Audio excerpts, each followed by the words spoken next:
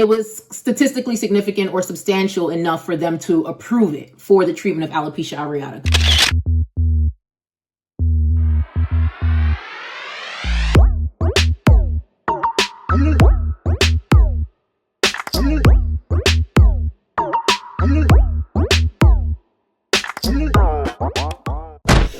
Hey baddies, it's your girl Bevy with Hairscripts.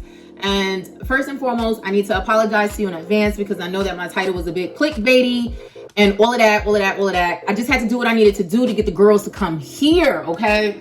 So I just want to talk to you about this new tea. Not literally new tea. I'm just sipping on some tea. But this new tea, as you know, this is a channel where I talk about the science of hair loss and hair growth. All of the above. Y'all come to me so I could really dissect things, you know what I'm saying? Pull out my little, my little binoculars. Whatever, okay? And we talk about the science. So first and foremost, before I get sued or before I get pulled or whatever, I don't know if anybody got any brand deals, if anybody's getting paid to do anything. I don't know. I don't care. I know I ain't getting paid. So really, I'm not really checking for nobody's bag. But I just had to get the girls on the page, okay? Because we need to talk about this new drug that was approved by the FDA for the treatment of alopecia areata, okay? So what we're about to talk about, and I'm really excited. That's why I ran over here from the couch to this room, and I'm already out of breath, y'all. We're not even gonna talk about the weight gain, okay? We're not gonna do that. But anyway, I want to talk to you really quickly about this new drug. I'm gonna break it all down for you. What is it? How to use it, what's the dosing, what is it for, who is it for, and the science behind it a little bit. How does it work? And is it Hairscripts and is it Bevy approved, okay? Do I recommend that you run to your doctor's office and ask that they prescribe this for you? Because yes, it's a prescription, meaning that you can get it available through your insurance company, okay? But I'll go into that a little bit more. So grab your pens or whatever, screenshot what I'm about to say. Let's go into this because we can't talk about, I can't be the girl talking about the science of stuff and some new science just broke and I ain't breaking it to you. You know what I'm saying? I ain't breaking it down. I ain't breaking it down in baddies terms, all right? So I'm gonna look at my notes because I just wrote all this stuff down and there's no rhyme or reason to it because I ain't put it together in a nice outline like I tried to. Hey baddies, it's your girl Bevy with Hairscripts and I have some great news. If you are experiencing hair loss, meaning it's shedding, it's thinning, you have bald spots, it's breaking, you don't know what the problem is and you don't know how to treat it and how to fix it, do me a favor and go to thehairscripts.com. Go to our website, the link is down below, and use our scalp evaluation tool where you can upload up to 6 photos of your scalp and your problem area. And one of our Hairscripts hair loss experts will get back to you, not only with the full evaluation, but a treatment plan on how you can personally regrow your hair back based on your hair growth concerns. But that's not all. You'll also get product recommendations that are going to be better for you and not for your neighbor. Okay, so personalized hair care, girl, that's where it's at. And if that's not good and that's not reason enough for you to go, it's free, okay? Don't say I didn't tell you. Bye. Okay, baddies, so let's jump right in, okay? So the FDA approved its first and only systemic drug for the treatment of alopecia areata called Olumiant or baricitinib, okay? Baricitinib is basically the generic formulation of it. That's what the scientists call it because it's a class of drugs called a JAK inhibitor. Now, I'm going to explain what a JAK inhibitor is and how it works in layman's term later on, but it's from a class of drugs called a JAK inhibitor, okay? So Olumiant, what you need to know is that it's a tablet taken once daily for adults with severe alopecia areata. Severe alopecia areata is defined as hair loss in over 50% of your scalp, okay? So that's over 50% of hair loss all the way up to being bald. Now, in the company's press release, by the way, this is a collaboration through Eli Lilly and Insight Pharmaceuticals, okay? So through their press release, they don't explain whether this is for scarring or non-scarring, but alopecia areata is for the most part a non-scarring alopecia. And it has, basically the way you can identify it is through patches of alopecia of hair loss, okay? And also you can have hair loss in the eyebrows and the eyelashes through alopecia areata. And I'll explain this a little bit deeper later on, but it's typically when your immune system attacks your hair follicles, okay? So now let's go back. Hold on. I gotta sip this tea, honey, because as you can see, the weight gain, she trying to eat, and to avoid from eating, I gotta sip on these green teas to keep me satiated. Now, going back to the point, it's a tablet that's taken once daily. It's a systemic, meaning that once you take it, it goes throughout the entire body, okay? It comes in 4 milligrams, 2 milligrams, and 1 milligrams, but 2 milligrams is recommended per day. And then if treatment is inadequate, meaning you're not seeing results, then they recommend that you increase it to about 4 milligrams per day, okay? So for patients who have complete hair loss, meaning that they're completely bald and over 50% of their scalp, they're recommending that you just go straight to 4 milligrams per day, okay? And then what they're saying is that once you receive adequate results, or what you and your provider, your dermatologist, what you guys, what is the word that I'm looking for? What is the word that I'm looking for? What you guys see as adequate results, then you can reduce it back down to 2 milligrams. The goal is you don't want to stay on 4 milligrams for a very, very long time. So let's talk about the clinical trials and why the FDA felt that it was statistically significant or substantial enough for them to approve it for the treatment of alopecia areata. Because like with most drugs, they're not even made for what they were approved for. They were made for something else. They failed that. But now we saw, oh my gosh, this works for this. Let's use it for alopecia areata. So is the story of Viagra. That's how that came about.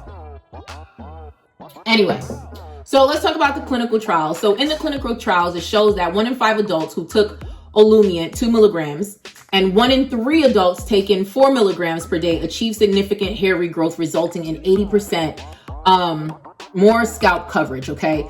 Let me make that very, very simple, okay?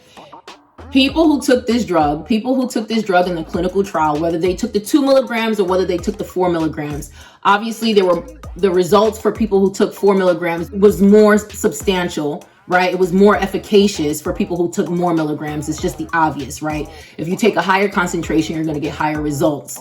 So people who took more, basically they seen 80% of coverage on their scalp. So that is not to be confused with 80% of people seeing results.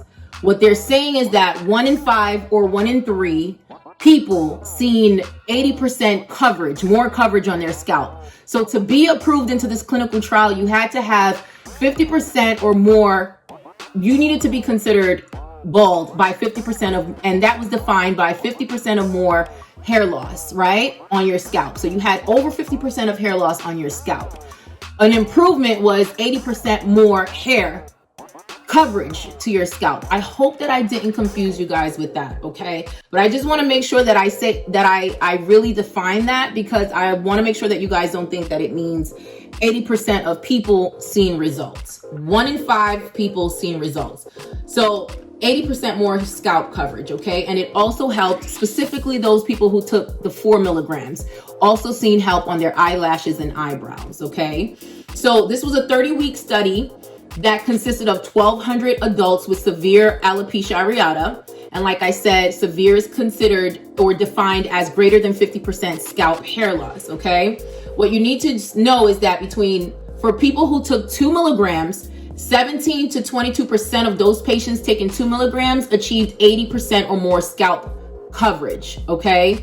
For those taking 4 milligrams, that's 32 between 35% achieved 80% more scalp hair coverage, okay? That's compared to 3 to 5% in the placebo. So let me just stop for a second and break that down. What that says overall is that people who were taking the placebo really didn't see any scalp coverage. They didn't see any results. People on this drug actually did see results, okay? If they were on the 2 milligrams, up to 22% of people, so that's 1,200 and up to 22% of people seeing results, right? Which is considered 80% or more of scalp coverage. And if they were on the 4 milligrams, up to 35% of people seeing results, which is considered 80% or more of scalp coverage, okay? Now, what I wanna highlight here is that those numbers for 1,200 people may not seem like a lot. And they're not, they're not 80% of people or 70% of people. But at 35%, we can say that that's considered statistically significant, meaning that it's enough to make a difference, especially when you compare it to the placebo. So the placebo, for those of you who don't know, is there's no active ingredient in that tablet. So those people don't know that they're taking a tablet that doesn't have an active. The people that are taking the active don't know that they're taking the active ingredient, which is baricitinib, okay? So now let's go down to stuff that's a little bit more important to you guys, okay? What's important to you guys? First of all, I want to highlight that the 2 milligrams was not statistically significant, okay? So it's recommended to take 2 milligrams, but you really see more statistical significance at 4 milligrams, especially if you have more baldness, if you're considered completely bald, okay? But here's what you guys really care about, okay? What are the side effects? And like I said, I'm going to go into whether I agree with this or not. I'm keeping it objective right now. I'm just giving you the facts. I'm just feeding you the facts. But let's just keep it objective for a quick second here, okay? What are the most common side effects, okay? The most common side effects for this JAK inhibitor, this tablet that you're taking to systemically treat your alopecia areata, is upper respiratory tract infection, headache, acne, high cholesterol levels, increases in blood markers related to the muscle, UTIs or urinary tract infections, elevated liver enzyme levels, inflammation of your hair follicles, fatigue, lower respiratory tract infection, nausea, genital yeast infections, okay? Hold on, that's not all. There's low red blood cell counts, low white blood cell counts, abdominal pain, shingles, and weight increase. Now, it's important for me to be fair and balanced and say that I want to say less than 2% of people in the study discontinued the study due to these side effects. What does that mean in English? It means that not that many people dropped out of the study because of the side effects. I guess the side effects weren't that potent or that severe that they were like, we're dropping out, okay? Now, again, this is the general press release that went out. This is not the in detail package insert that I'm telling you, once I see it, I'm going in, okay? I'm gonna break it down even more. But that's not all. Hold on. What is more important for you guys to know is that the FDA's approval includes something called a box warning, okay? Let me see if I could put it up here in big, bold letters. A box warning. What is a box warning for those of you who don't know? A box warning is basically a warning on a drug, a prescription drug. That means there is serious risk associated with taking this drug, okay? In this case, the serious risk is for infection, mortality, aka death, malignancy, major adverse cardiovascular events, and thrombosis. So let me make something very clear. A box warning is nothing to scoff at. It's nothing to turn your cheek at. A box warning is a big deal. Unfortunately, different strokes for different folks. When you see something that has a box warning and it says, hey, this may cause suicidal ideations. This may cause depression. This may cause you might just drop dead from taking this. You don't know if you may or may not be that person. In the study, they were lucky, right? Now, again, I didn't go into, this was the press release that I read. So I didn't go into the in-depth research of the study, which shows if there were any death. From the press release, it doesn't say that there were any mortalities in the clinical study, but there is a box warning for it. And a box warning for it comes from something. But anyway, so it's nothing to scoff at. Unfortunately, you don't know if you may be the person who gets the box warning, right? Or if something happens to you, you just don't know. But let's talk about how this works, okay? So let's go back to the conversation of the JAK inhibitor. This can be very complicated, but as you guys know, I like to baddify everything here. I like to just break it down into baddie terms and make it extremely simple, okay? So a JAK inhibitor basically, and the way that I can best explain it is that it's kind of like let's call it the quiet director of all the inflammatory markers that your immune system has, okay? Now, there's a whole bunch of inflammatory markers in the body. We're not even gonna go into all of that, cytokines and different pathways and blah. But the JAK inhibitor, let's call it the composer. I'm from Black church, okay? So we gonna call it the choir director, okay? So the JAK inhibitor sends signals to the, it sends signals to the tenors, okay? To the sopranos and the altos, which I was and still am, okay? To the altos, like, okay, I need you here, there, I need you here. Why does it do it and how does it come up? Basically, it does it and it comes up when there's some type of problem in your body. So let's take a step back. Inflammation, for what it's worth, is when your body is trying to go into overdrive because it's trying to heal something that's wrong with that's going on in your body, right? So this is as layman's terms as I can make it. And at the end of the day, there's different ways that the immune system works. There's different pathways and there's different markers and different cytokines, et cetera, that works within the immune system to attack certain things, et cetera, to make sure that it's protecting you. So inflammation within itself is not a negative thing. It has a negative connotation because we know that inflammation can cause XYZ, but inflammation within itself is just trying to protect your body from the underlying situation that's happening. But the reason why people like inflammation in certain cases, let's talk about when you do microneedling, especially on your skin, is because it's sending those markers like, we need to heal the skin. We need to hurry up and proliferate these cells. We need to get rid of these dead cells. We need to hurry up and rush blood to this area, right? So that we can protect what's going on in this area. And so you're rushing blood circulation and oxygen to the skin, to the pores and to the epidermis. And it's just causing this whole cell turnover situation, which is a good thing, right? Because when all of it is done and you're healed and you're not scabbed up, outshines this new, fresh, beautiful skin. That's why inflammation in that case, we love it, right? But we hate inflammation when you're having inflammation, internal inflammation, systemic inflammation in your body, because that within itself can cause other things. It can cause other things because while it's trying to protect this area, it's depleting your sources from it's pulling from other areas. It's wreaking havoc. It don't care who is gonna slap. It don't care whose face has got to get into to make its point. You get what I'm saying? It's like the girl who didn't get her chicken nuggets the other day because she didn't get her order right and she started flipping out. Okay, now I don't agree with that. But she was pregnant, she didn't get her order the way she wanted it, and she didn't care what she had to break to get her order right. Now, I think she went to jail, so the point wasn't made, and my point isn't made, but you get what I'm trying to say, right? So anyway, so how that works is,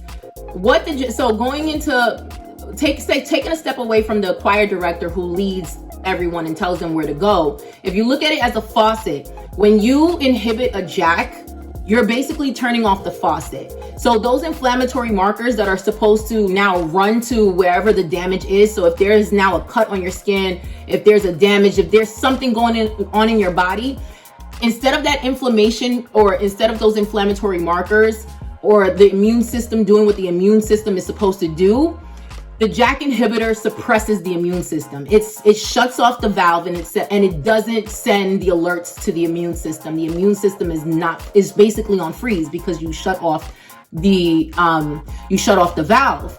So why does that matter here? Why is that important? So let me tie it all in. So alopecia areata is when your immune system attacks your hair follicle. For whatever reason, it's attacking the hair follicles. There's different reasons, there's different pathways, but the general overarching thing is that alopecia areata is a hair loss condition where your immune system is going after your hair follicle. Maybe it sees your hair follicle as a threat, as some type of antigen that it has to protect your body from, and so it starts attacking it. So the JAK inhibitor is going to shut off the valve, and it's going to stop those inflammatory and those immune markers from going to your scalp, your hair follicle.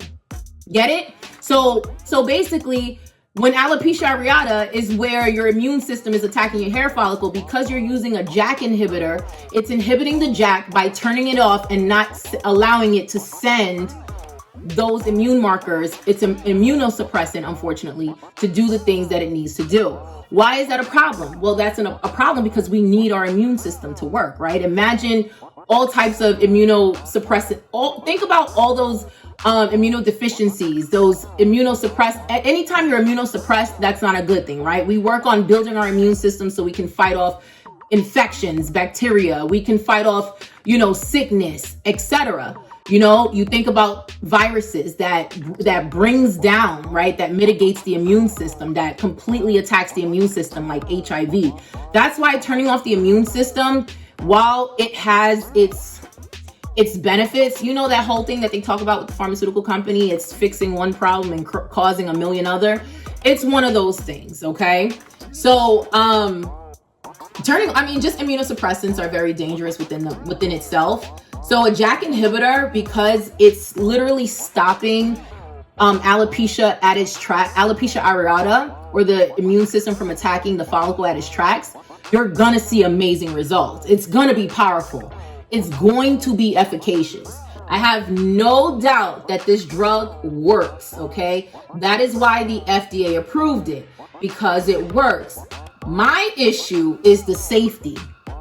JAK inhibitors, when you turn off your immune system, an immunosuppressant in general, causes long-term side effects, some that can be deadly, right?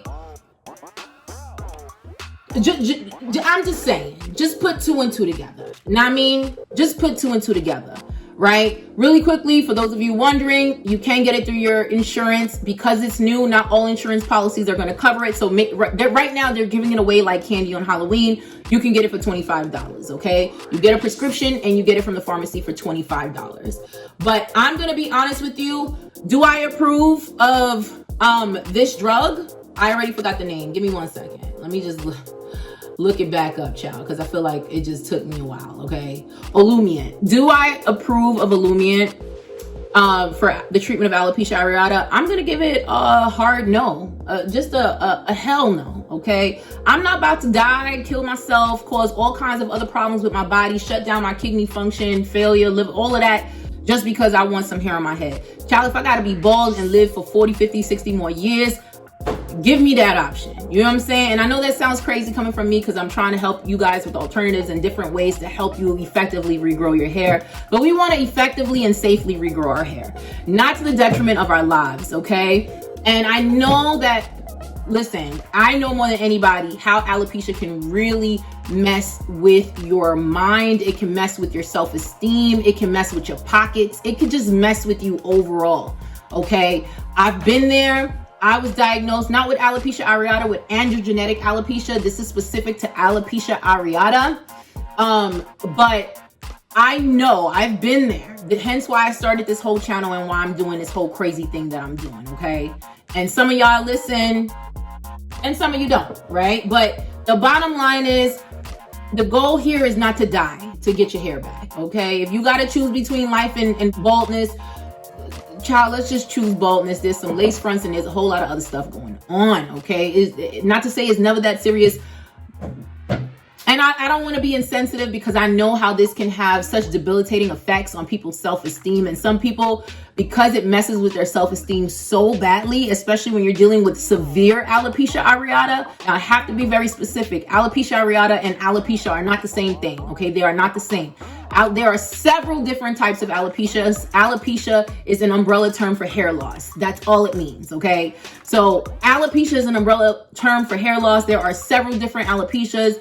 I'm going to start an alopecia series where I talk more about alopecia, specifically the types and how to treat the different types and how to treat them.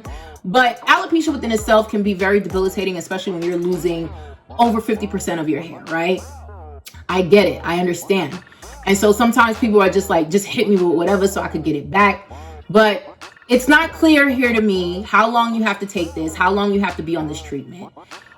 It's not clear to me if there were any deaths in the clinical studies, if there were any mortalities.